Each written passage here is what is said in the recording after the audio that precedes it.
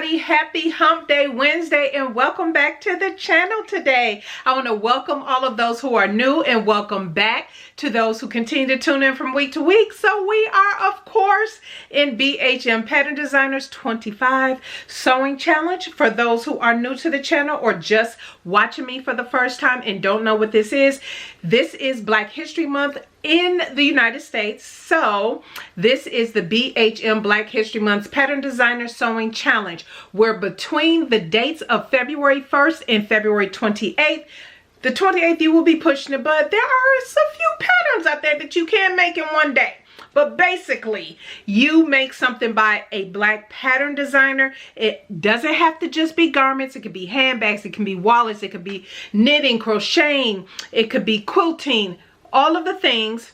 And if you need some suggestions or anything like that, head on over to the website. I will leave a link down to it in the description box so you can see some different indie pattern designers that you may want to check out, as well as there are Black owned fabric companies over there.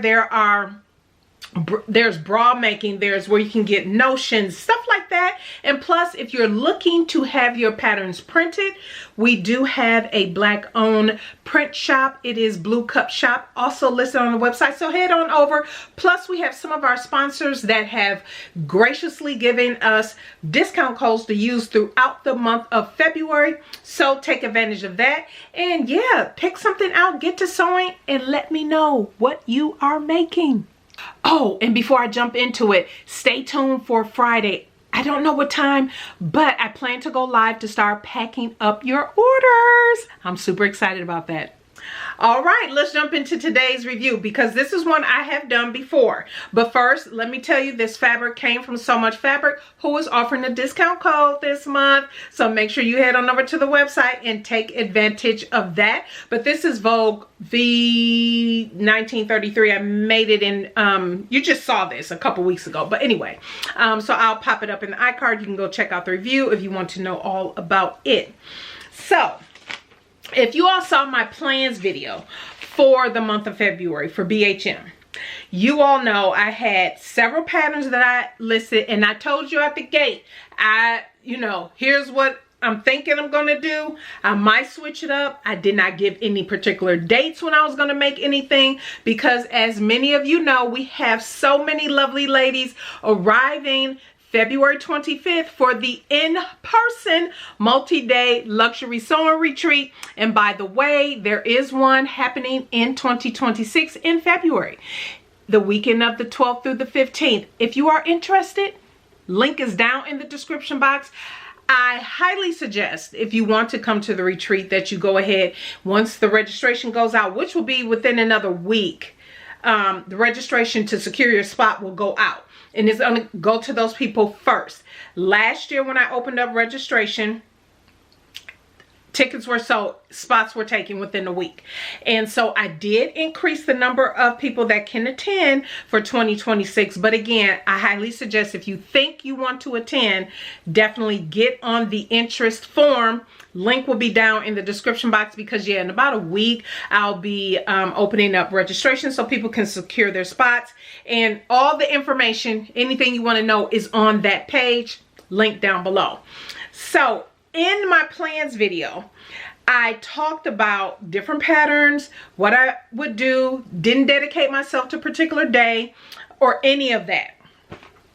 And so one of the patterns I mentioned was McCall's 7985. I have made this entire outfit before. I did view A and D, and I'll pop up a picture in this Ankara look. Now, at the time that I made this, and yes, I have to laugh at myself. At the time that I made this, I was smaller at the time. I can't think, I didn't write down like weight or anything, but I can tell by my measurements. Heck, my waist was only like 38, and yeah, I was smaller. And I remember wearing it because I donated it because it got too big, because I kept losing weight. And so I remember at the time that after I made it, I was like, oh, this is a little too big. But I still just wore it and kept wearing it and wearing it. But as I lost weight, I was like, oh, let me just donate it. And so when I pulled it out to make this year, I was like, oh, I remember that being a little too big. And then I looked at some adjustments that I made. One of the adjustments that I made was on the bodice. I added 4 inches to the top. So right before, so the pieces are, you got the front and then you have the skirt piece that gets attached to the bottom underneath where that casing is. I added 4 inches there because I remember measuring the bodice piece and thinking, wow, that's awfully short. So I added 4 inches to the front and 4 inches to the back when I first made it. So I left that. I didn't change any of that. And then I was looking at the size, because the size, I think I cut out, I'm surprised I didn't write this down. I guess I could have went to my video, but I think I cut out a 20 because the pattern I have is an 18, 20, 22W, 24W. I think this was a 20W that I cut out before. And so, yeah. And I was thinking, long story short, your girl should have took her measurements again, just to be clear, against the pattern that I made these adjustments on and everything, because let me show you. I actually made the entire set again, but this time I made the, instead of doing the like culottes version, I shortened them even more into shorts. So here are the shorts here. And everything came together really fast, actually.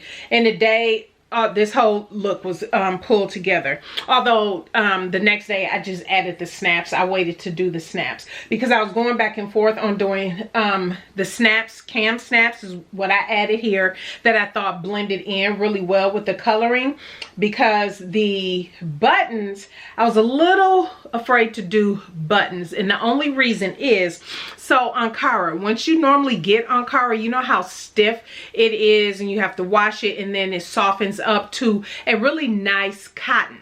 Well, this softened up to, I won't say like rayon, but it is very drapey. After I washed it, that stiffness was completely gone and I got this beautiful drape. This fabric, I didn't mention that, this fabric came from Zesty Couture Fabrics. Yes, Zesty Couture Fabrics. I'll leave a link down below. She's actually one of the sponsors for BHM Pattern Designers this year, although I did pay for this with my own money. But yeah, you guys, this is what I get for not double checking, seeing all these adjustments I made on that pattern. These suckers, and mind you also, it's that time of the month for me, but no. Time of the month or not, even if it wasn't a time of the month, this wasn't going up over my hips. Well, it does go over my hips. I'm exaggerating a little bit. It's not going over my belly area, and so the lower part of my belly, and so it goes over my hips, yes, but not over my belly, and it's tight. And so I really should have made the, and I can't, the thing is, because I made this a few years ago, I can't tell what I did to the shorts. It didn't look like, I made notes on the pattern, but I was like, did I trace this off and lose the trace parts? Because it said I made adjustments to the pattern and everything. Unless I misplaced the trace pattern pieces, I didn't know why this didn't fit. Outside of the fact I really should have gone, if this is a 20W, I really should have been in a 24W. And of course with the bloating and everything going on right now, but that, you know, anyway, like I said, bloating alone is not why I can't fit this. I should have just went up a larger size. So I have to laugh at myself, but we getting in these, because I thought this was so cute. I thought this was so super cute. And so, so anyway, I do technically have the shorts. Shorts are done, but I am able to wear the top. And so, what I can say is, you all know this is not a shirt dress, obviously, right? Because I'm doing my shirt dress series. You'll get a shirt dress this month, but it does have the collar stand going on. And y'all, I must say, I'm gonna pull you in, I must say I love how it looks. I'm getting better. Again, I'm being patient with myself as I'm going, you know, around that whole stand part and making sure I'm adding, you know, the collar to the stand properly, stuff like that. But again, this pattern I find is very easy to make. Again, this is view A. I was considering doing view, I think it's view D, which is the sleeveless version, but I was like, no, I probably would get more wear out of the sleeves, and that way I can style it different ways. And I will pop a picture and video on what I wore with it today, which was just some leggings. I just threw some leggings on so I can take pictures in it, because I laughed so hard when, yeah, I put on those shorts. I was like, yeah, we're not wearing these. But anyway, but the casing, one of the things that I do recognize with the casing, so you see the drawstring that you put in there, you have to kind of ruche the front yourself to get the fit and the look that you want, which I absolutely love. And initially I was thinking, well, it may have also been beneficial. I didn't write this in my notes, but I could also see, instead of doing a very long, just the fabric drawstring that you have to create, that a portion of the drawstring is elastic and then the rest is the fabric. Only because I think then you wouldn't have to fuss as much with doing the ruching in yourself. Although, I mean, whatever your personal preference is, but I was thinking, I was like, you know, wouldn't it have been nice if that would have been elastic through there, so when I'm pulling it, it would just automatically kind of gather on its own in there, and then I can tie it, because you just tie it in the back, which is really nice. And so, yeah, I thought that was perfect. But let me zoom you in and show you the collar stand and how that turned out. So here is my collar and collar stand. She is looking good. Look at that. Oh, already. My prayer is by the end of the year, I've pretty much perfected my collar and collar stands. But my second attempt at focusing on this technique has been so good. But these are the snaps that I added. These are cam snaps, and if you can tell from a distance, it blends right in. And I know that this is a large design print, but I was not doing any type of print placement and I wasn't thinking about any of that. But this is that drawstring area that I was talking about. So when you put the casing in, and I'll turn it inside out so you can see how it looks on the inside, how they have you attach it. But imagine if this was elastic through here. So I ruched this just so you can kind of get the effect. So you have to manually ruche this in and then tie it behind you, and then, you know, make sure everything is draping fine in the back. But yeah, I absolutely love it. So I will take her off of Lady Dane here and show you the inside, so you can kind of see how the inside of the casing is. It's really easy to put together. This is a really, I think, a great pattern. Probably I will call it advanced beginner, just because you have the collar stand situation going on. Of course, the labels I had left over that I kept for myself, I added in there. I do like that the yoke piece that you have for the back, you do cut 2 yokes so you can do the burrito method. Now, it doesn't even tell you to do the burrito method, but I did the burrito method for not only adding it to the back piece, but also for the shoulder. Let's see, you can probably tell better here. For the shoulder piece, I did the burrito method there as well. They wanted you to turn it in and stitch it down, and I was like, no, we're doing the burrito method. That's much easier.